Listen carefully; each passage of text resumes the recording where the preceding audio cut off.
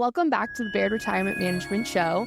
We're joined once again by Scott Bartosh and Greg Ashcroft.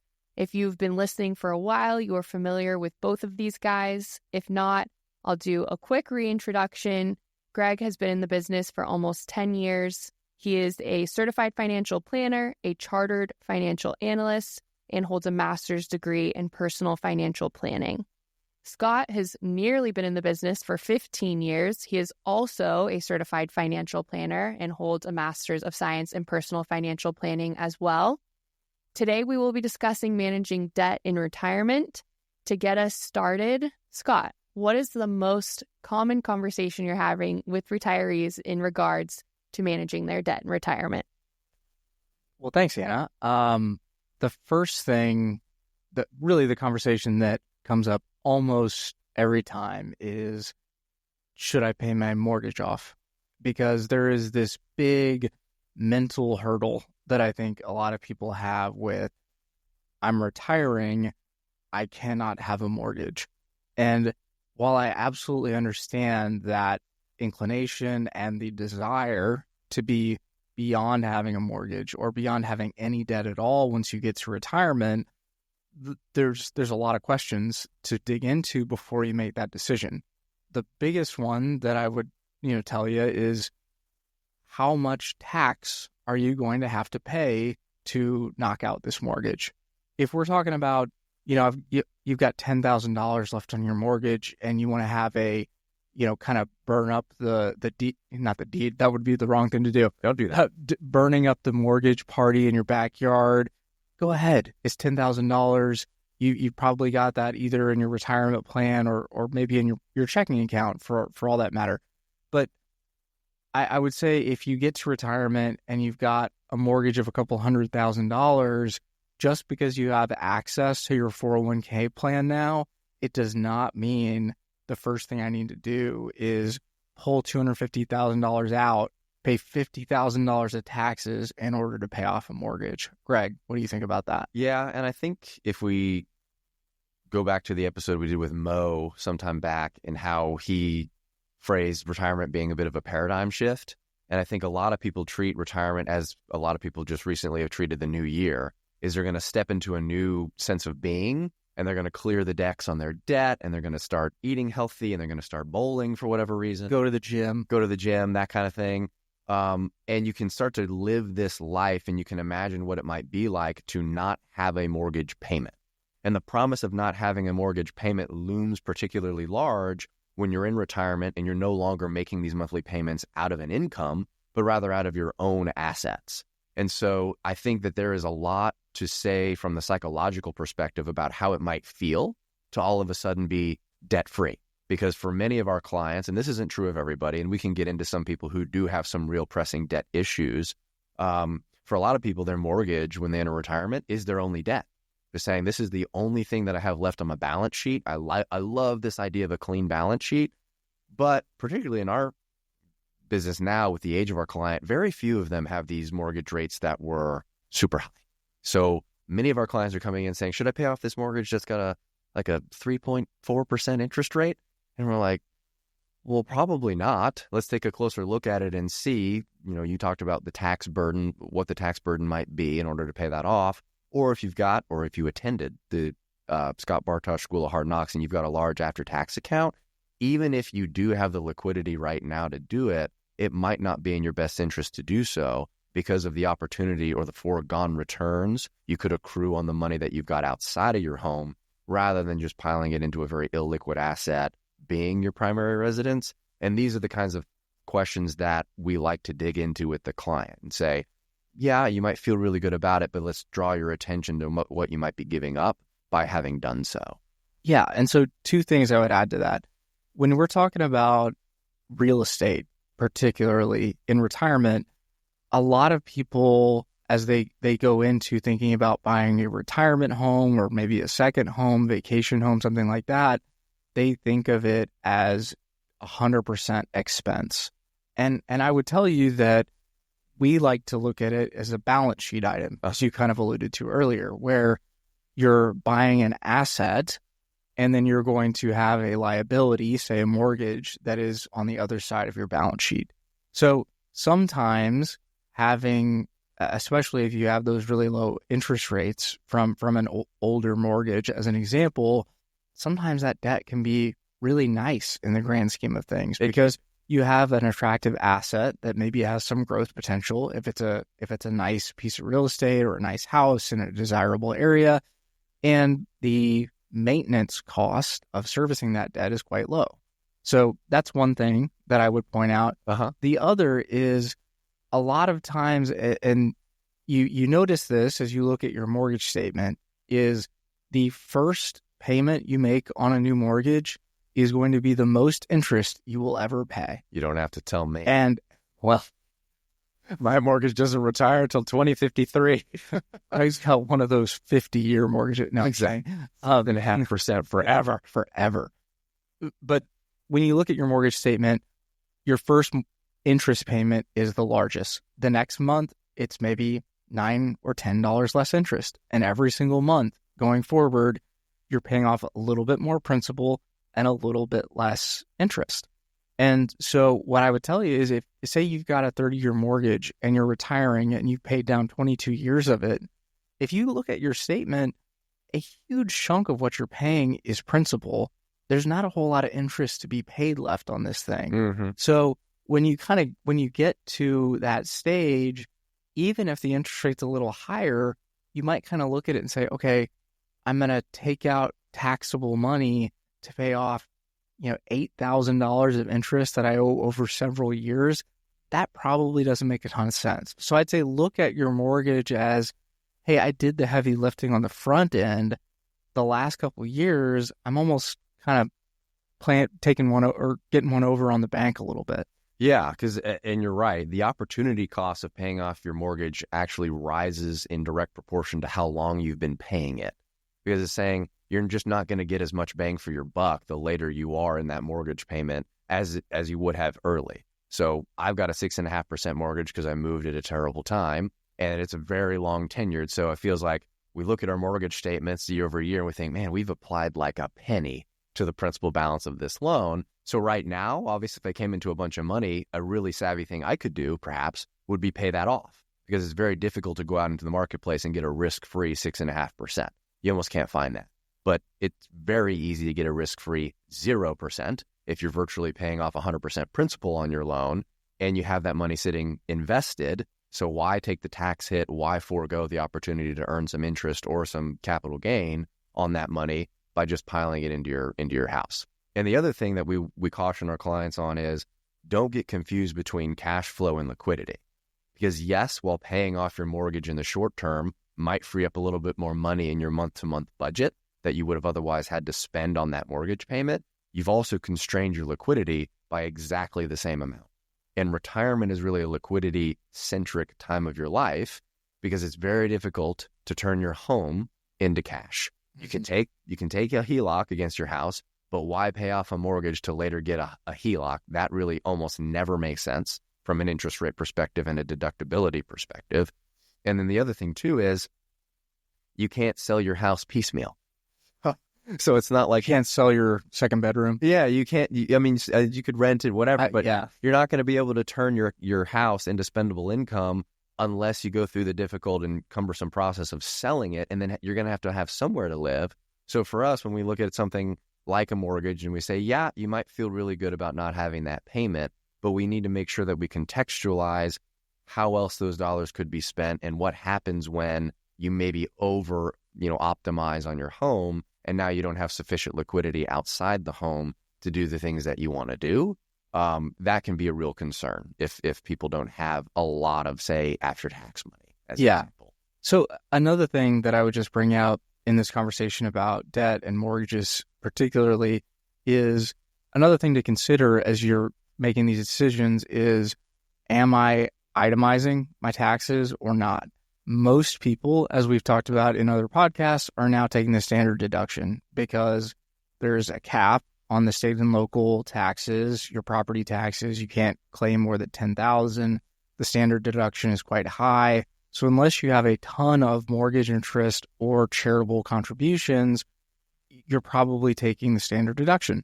So if you're, say, very charitable, then maybe having some mortgage interest is a little more beneficial to you because you're actually getting a higher deduction on your taxes versus somebody who, even with some mortgage interest, is still taking the standard deduction. So that's kind of on the fringes. But another thing to consider as you're making that decision, hey, do I want to pay this off and therefore not have this deduction of mortgage interest anymore? Yeah, especially if it's going to constrain your liquidity. So you want to pay off the mortgage, be liquidity constrained, and then not get a tax deduction for those payments that you would have otherwise made from a larger pool of liquid assets. That's something that we like to consider on a case-by-case basis. So we're not giving explicit advice one way or the other. Is it a good idea or not to pay off a mortgage in retirement? I think the very unfortunate answer to that question is it largely depends. I know another conversation that Scott and I have with clients all the time, particularly in retirement, is they want to buy a new vehicle. They want to buy a new car. And car prices lately are insane. And so there are some financing options that it sounds attractive because a lot of our clients, they don't feel comfortable parting with, say, $85,000 for a new Suburban. And so they wonder, is it smart just to go ahead and pay it off in cash? Should I lease the car? Should I get a 0 interest for 6 months loan and then pay it off at the end of that term? And I think from our perspective, because rates on car loans right now are really, really aggressive. I mean, you could be paying 7.5%, 8%. Oh, more. Depending on your credit score and how much you can put down on it and all that kind of stuff. So I think that as interest rates creep up, obviously the cash option becomes incrementally more attractive. Yeah, and I think also, one of the things that I think the auto industry has done, or at least the dealerships has done to kind of maybe keep people on the hook a little bit longer is, I feel like 15 years ago, like maybe there were 60-month car loans, but I don't like 80. There's like 72 and 84-month car loans. So I would tell you, especially in a higher interest rate world, if you're in retirement and thinking about financing a car, there's probably a way that you can pay off a car over 3 or 4 years versus a full 7 years, as an example.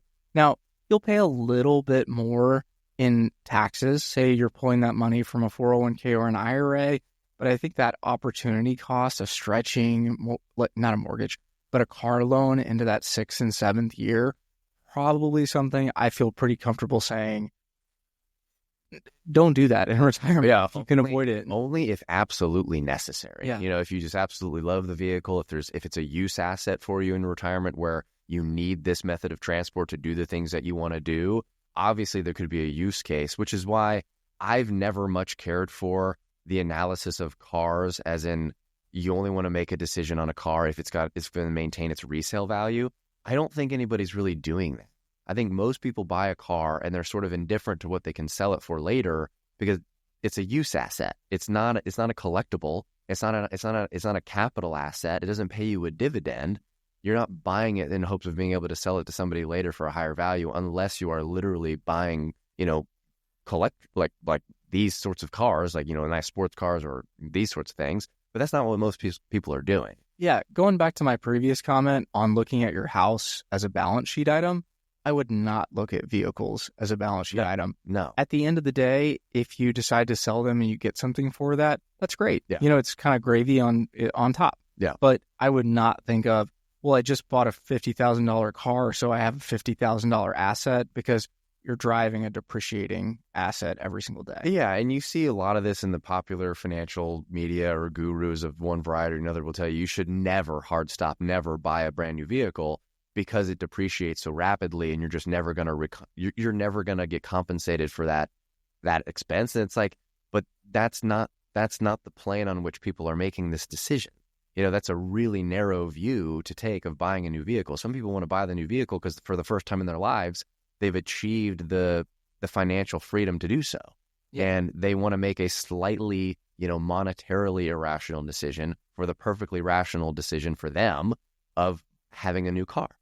Yeah, and I would add to that and this is not really a financial thing. It's more of your personal preference and your ability to afford it in retirement. But a decent number of people that we work with lease cars in retirement. And it's because, I've worked an entire career. I have a secure retirement, and I would like to drive a new car every 3 or 4 years. And it's kind of like Well, it's what you said the other day with the 60-40 portfolio. It's like to thine self be true, right? So it's if you know you're a person who's not going to be satisfied to drive a Toyota Corolla until the wheels come off, which you can do for sure, and a lot of our clients have done. If you know you're the kind of person who's adventurous and who's going to want to try newer types of vehicles from time to time, well, then why would you not investigate what leasing a vehicle like that would look like for you? Yeah. Obviously don't do something irresponsible with your money, but to thine self be true. If this is a sort of retirement you want to live and you have the money to do it, don't just listen to the first person you hear talking about, oh, never lease a car because it's the most expensive way to own a vehicle. It's like, that might be true in some instances, but in other instances, the use that you get out of it might supersede the cost. Yeah. I mean, there are tons of non-optimal financial decisions that are the best thing that you could possibly do. Yeah, they make you happy. Yeah. And, I think it's important to just kind of keep that into focus, especially as we're talking about debt and retirement. For sure. And so, we get mortgage debt questions a lot, and I think we approach it from a couple of angles: liquidity, cash flow, how a person might feel to clear the decks, whether or not they can do so in a tax-savvy or tax-efficient way. Those are all going to be variables in the equation, so to speak, of whether or not we recommend payoff versus not payoff. So if you've come to listen to this podcast on an explicit recommendation on the pay off my mortgage versus not, you're going to get the trite, it depends answer, but it really is the best answer because you want to do the right thing. And it's going to be the same with the new car. You shouldn't be opposed to buying a new car if you have the money to do it, but make sure you do it in a way that's at least not deadly to your plan. And now I think we can explore kinds of debt where we're almost always on the side of get this cleaned up right away. Yeah, I was just about to transition here. Yeah, and I think that, unfortunately, when people enter retirement thinking that their spending habits are going to change dramatically from just pre-retirement to just post, they're in for a rude awakening. And Scott and I were just talking about this the other day. You spend what you make most of the time. So most people do. Best indication of what your expenditure is going to be month to month is your net income. Or I was going to say, if you track your expenses pretty closely, the best estimate of what you're going to spend in retirement is what you were spending the day before you retired. Exactly. It's just, yes, maybe you're going to drive less, or you have a little bit more time to cook at home versus eat out, something like that. But generally, you're going to spend about what you were spending before you retired. Yeah, and now you're in a situation where your net, the net amount of money flowing to you per month might go up slightly because you don't have a savings goal. You just have an expenditure goal in retirement. That's true. So it's conceivable. It doesn't happen all the time, but it's certainly conceivable because there are parts of your month-to-month gross income budget that are no longer going to be applicable. But in our experience, you can get a situation where, particularly like right out of the gate of retirement, you start to accrue some credit card debt. And this is where we align with other, popular financial media folks, where you don't want to carry credit card debt for any length of time, basically for any reason at all. Yeah, it's really tough to find an example where you would want to keep credit card debt, just because I'm not really familiar with any credit cards right now that are under about 20% annually on their interest rates, given how much they've moved over the last several years. Yeah, and then we've worked with people where they've been like, well, we're trying to kind of systematically pay this down, and they've got all this money sitting and they don't want to realize a capital gain to pay off a credit card loan. And we're like, no. We want to go ahead. We'll take a big capital gain if we can get you out from underneath this crushing credit card debt, because because most people, and this is a problem of association, and we've come across this a bunch in our practice with otherwise sophisticated people, they hear capital gain and they immediately think 20%.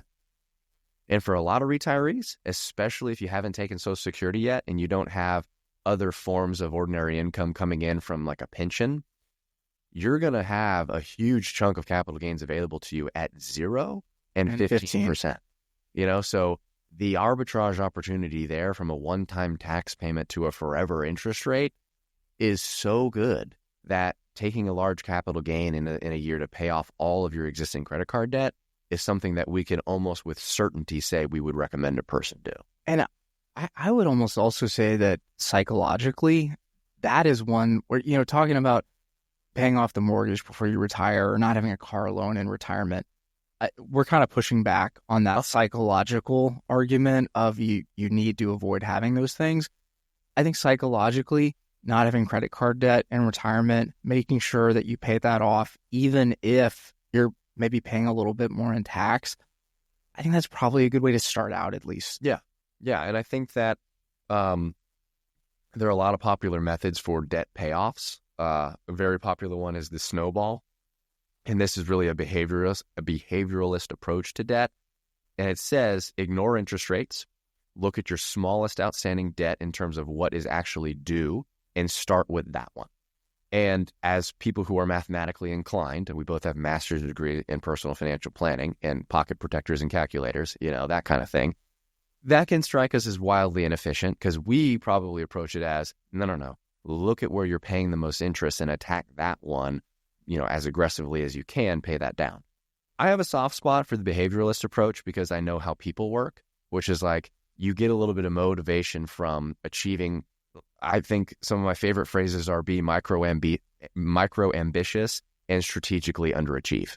So being micro-ambitious means, maybe I'm going to start with this loan that I got. It's got $100 left on it. We can clear that today. You get a small win. And strategic underachievement would manifest as, I understand that this is a higher interest rate, but I'm purposefully letting that ride for now because I know I'm going to be motivated to attack it once I get these kind of smaller dragons slayed, so to speak. Yeah, no, I can see that. I mean, I probably would lean the other direction because it's not a surprise.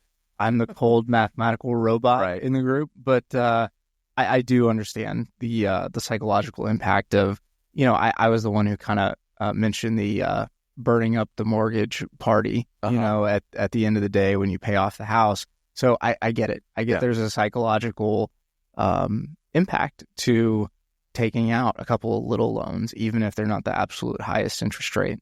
Yeah. And I think when people enter retire, obviously it's fraught with uncertainty. And that can often predispose a person to making some shorter term suboptimal decisions. And debt management is where we can see this manifest in a number of ways. The first of which being what we covered, they just have this compulsion almost to say, I want to enter my retirement with no debt whatsoever. I want a clean slate, only assets on the balance sheet, no liabilities to anybody. And you can make that work, but it just might not be optimal. And then obviously the other side is people enter retirement with no plan on their debt repayments whatsoever. They're just kind of operating as they've been operating. Maybe they've accrued maybe they've got, outstanding student loans, or their kids have student loans, or they have a Parent Plus loan that they're paying down. They've got credit card debt. They've got, furniture debt. We've seen all sorts of kinds of debt that have popped up.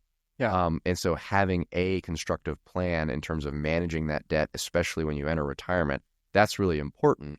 But I don't want to overstate our position on whether debt is all good or all bad, because I think any kind of ultimatum of that variety is just so easily disproven. Yeah.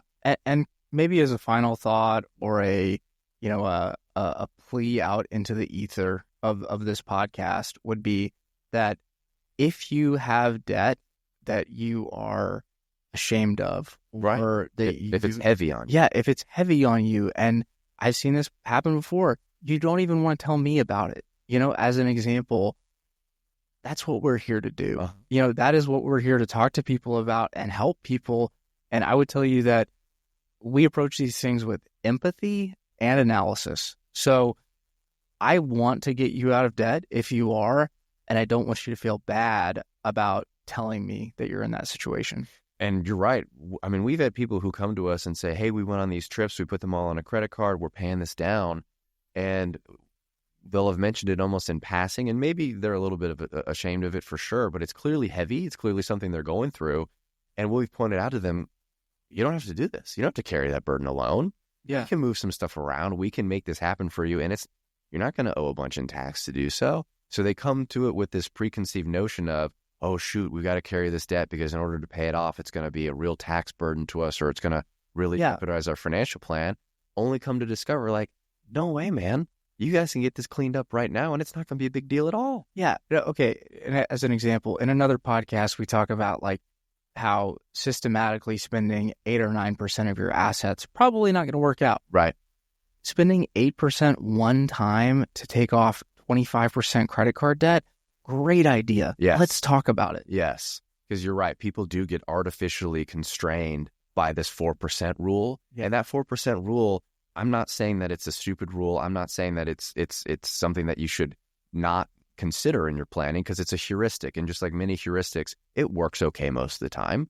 But you're right. You should be perfectly willing to violate that 4% rule in an effort to get yourself out from underneath crushing debt, because that's going to make every subsequent year look that much better. And it's going to free up some money for you to spend on things you actually want to do and still abide by your personal safe withdrawal rate. So you're right. People might have like, I can't even bring this up with my advisor because that's going to violate our spending discussion that we had talked about prior to my retirement.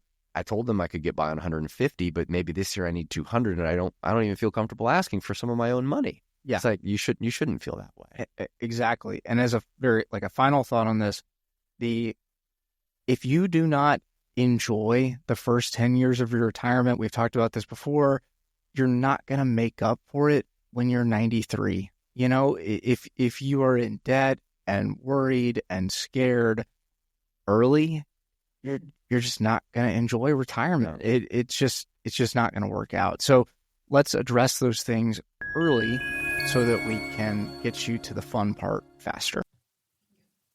Scott, Greg, thank you both for taking the time to walk us through this today. And to all those listening, thank you. To make sure you don't miss any future episodes, you can subscribe to the Baird Retirement Management Show wherever you get your podcasts. This broadcast contains the current opinions of the hosts and are subject to change. The broadcast is provided for informational purposes only and should not be considered investment advice or recommendations. Investors should obtain professional advice before making investment decisions. This is not a complete analysis of every material fact regarding any company, industry, or security. The information has been obtained from sources we consider to be reliable but cannot guarantee their accuracy.